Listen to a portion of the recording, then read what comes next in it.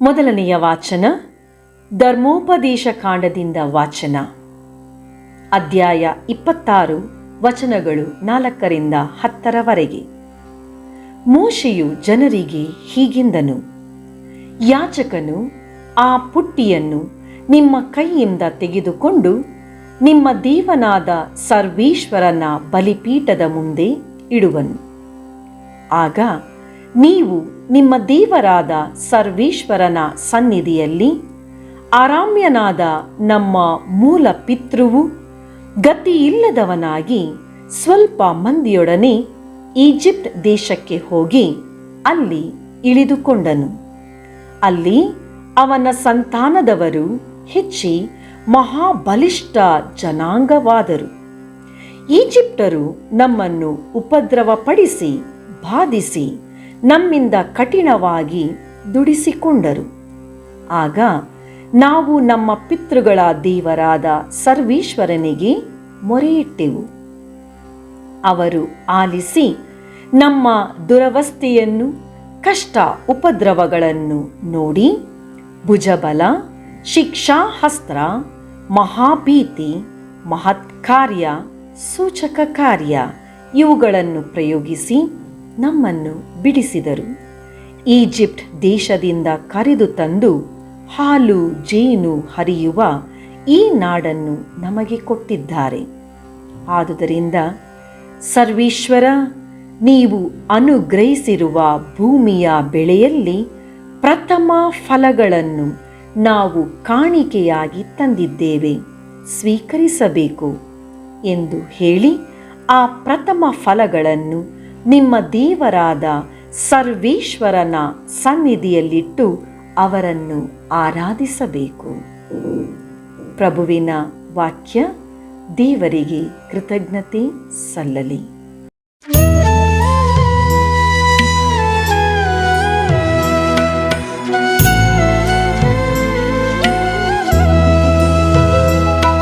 ಪ್ರಭು ನನ್ನ ಸಂಕಟಗಳಲ್ಲಿ ನನ್ನೊಡನಿದ್ದು ನನ್ನನ್ನು ರಕ್ಷಿಸಿರಿ. ಪ್ರಭು ನನ್ನ ಸಂಕಟಗಳಲ್ಲಿ ನನ್ನೊಡನಿದ್ದು ನನ್ನನ್ನು ರಕ್ಷಿಸಿರಿ. ಪರಾತ್ಪರ ದೇವರ ಮೊರೆ ಹೊಕ್ಕಿರುವವನು,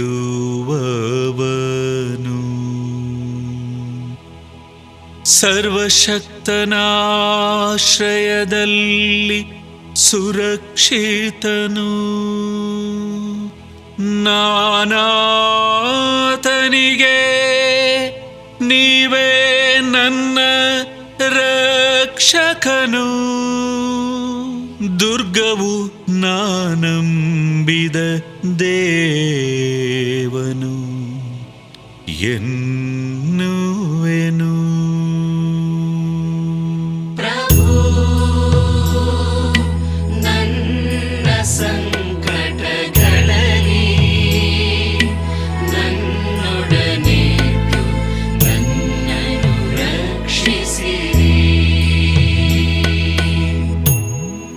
ಹಾನಿಯೊಂದು ನಿನಗೆ ಸಂಭವಿಸದು,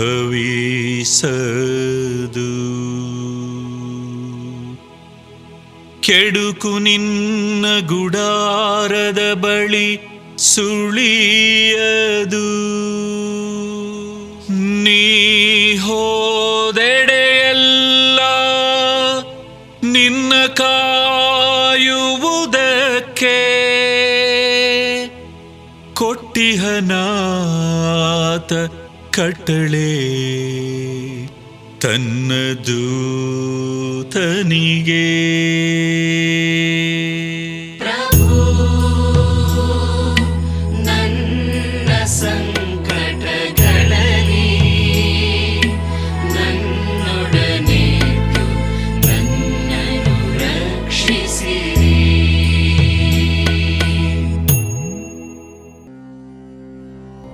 ಸಂತ ಪೌಲನು ರೋಮನರಿಗೆ ಬರೆದ ಪತ್ರದಿಂದ 2ನೆಯ ವಾಚನ. ಸಹೋದರರೇ, ಧರ್ಮಗ್ರಂಥವು ಹೇಳುವುದಿಷ್ಟೇ, ದೇವರ ವಾಕ್ಯ ನಿನ್ನ ಸಮೀಪದಲ್ಲೇ ಇದೆ, ಅದು ನಿನ್ನ ಬಾಯಲ್ಲೂ ಹೃದಯದಲ್ಲೂ ಇದೆ. ಅದೇ ನಾವು ನಿಮಗೆ ಬೋಧಿಸುವ ವಿಶ್ವಾಸದ ವಾಕ್ಯ. ಯೇಸು ಪ್ರಭು ಎಂದು ನೀವು ಬಾಯಿಂದ ನಿವೇದಿಸಿ, ಅವರನ್ನು ದೇವರು ಸಾವಿನಿಂದ ಪುನರುತ್ಥಾನಗೊಳಿಸಿದ್ದಾರೆಂದು ಹೃದಯದಿಂದ ವಿಶ್ವಾಸಿಸಿದರೆ ಜೀವೋದ್ಧಾರವನ್ನು ಹೊಂದುತ್ತೀಯೇ. ಹೌದು, ಹೃದಯಪೂರ್ವಕವಾಗಿ ವಿಶ್ವಾಸಿಸುವವನು ದೇವರೊಡನೆ ಸತ್ಸಂಬಂಧವನ್ನು ಪಡೆಯುತ್ತಾನೆ. ಬಾಯಿಂದ ನಿವೇದಿಸುವವನು ಜೀವೋದ್ಧಾರ ಹೊಂದುತ್ತಾನೆ. ಏಕೆಂದರೆ ಅವರಲ್ಲಿ ವಿಶ್ವಾಸ ಇಡುವ ಯಾರಿಗೂ ಆಶಾಭಂಗವಾಗುವುದಿಲ್ಲ ಎಂದು ಪವಿತ್ರ ಗ್ರಂಥದಲ್ಲೇ ಹೇಳಲಾಗಿದೆ. ಈ ವಿಷಯದಲ್ಲಿ ಯಹೂದ್ಯರು, ಯಹೂದ್ಯರಲ್ಲದವರು ಎಂಬ ಭೇದ ಭಾವವಿಲ್ಲ. ಸರ್ವರಿಗೂ ಒಬ್ಬರೇ ಪ್ರಭು. ತಮ್ಮನ್ನು ಬೇಡಿಕೊಳ್ಳುವ ಎಲ್ಲರಿಗೂ ಅವರು ಧಾರಾಳವಾಗಿ ವರದಾನವನ್ನು ನೀಡುತ್ತಾರೆ. ಪ್ರಭುವಿನ ನಾಮಸ್ಮರಣೆ ಮಾಡುವ ಪ್ರತಿಯೊಬ್ಬನೂ ಜೀವೋದ್ಧಾರವನ್ನು ಹೊಂದುತ್ತಾನೆ ಎಂದು ಲಿಖಿತವಾಗಿದೆ. ಪ್ರಭುವಿನ ವಾಕ್ಯ. ದೇವರಿಗೆ ಕೃತಜ್ಞತೆ ಸಲ್ಲಲಿ. ಘೋಷಣೆ. ನಿತ್ಯ ಸೌಭಾಗ್ಯದ ಅರಸರಾದ ಪ್ರಭು ಯೇಸುವೆ, ನಿಮಗೆ ಸ್ತುತಿ ಸಲ್ಲಲಿ. ಮಾನವನು ಜೀವಿಸುವುದು ಆಹಾರದಿಂದ ಮಾತ್ರವಲ್ಲ, ದೇವರಾಡುವ ಪ್ರತಿಯೊಂದು ನುಡಿಯಿಂದ. ನಿತ್ಯ ಸೌಭಾಗ್ಯದ ಅರಸರಾದ ಪ್ರಭು ಯೇಸುವೆ, ನಿಮಗೆ ಸ್ತುತಿ ಸಲ್ಲಲಿ. ಸಂತ ಲೂಕರು ಬರೆದ ಪವಿತ್ರ ಶುಭ ಸಂದೇಶದಿಂದ ವಾಚನ, ಅಧ್ಯಾಯ 4, ವಚನಗಳು 1-13. ಆ ಕಾಲದಲ್ಲಿ ಯೇಸು ಪವಿತ್ರಾತ್ಮ ಭರಿತರಾಗಿ ಜೋರ್ಡನ್ ನದಿ ತೀರದಿಂದ ಹಿಂದಿರುಗಿದ ಮೇಲೆ ಅದೇ ಆತ್ಮನಿಂದ ಪ್ರೇರಿತರಾಗಿ ಬೆಂಗಾಡು ಪ್ರದೇಶಕ್ಕೆ ಬಂದರು. 40 ದಿನ ಅಲ್ಲಿದ್ದಾಗ ಅವರನ್ನು ಪರೀಕ್ಷಿಸಲು ಪಿಶಾಚಿ ಪ್ರಯತ್ನಿಸಿತು. ಅಷ್ಟು ದಿನಗಳು ಏನನ್ನೂ ತಿನ್ನದೆ ಉಪವಾಸವಿದ್ದ ಯೇಸುವಿಗೆ ಆಗ ಹಸಿವಾಯಿತು. ಆಗ ಪಿಶಾಚಿ, ನೀನು ದೇವರ ಪುತ್ರ ಎಂಬುದು ಸತ್ಯವಾದರೆ ಈ ಕಲ್ಲಿಗೆ ರೊಟ್ಟಿ ಆಗೆಂದು ಆಜ್ಞೆ ಮಾಡು ಎಂದಿತು.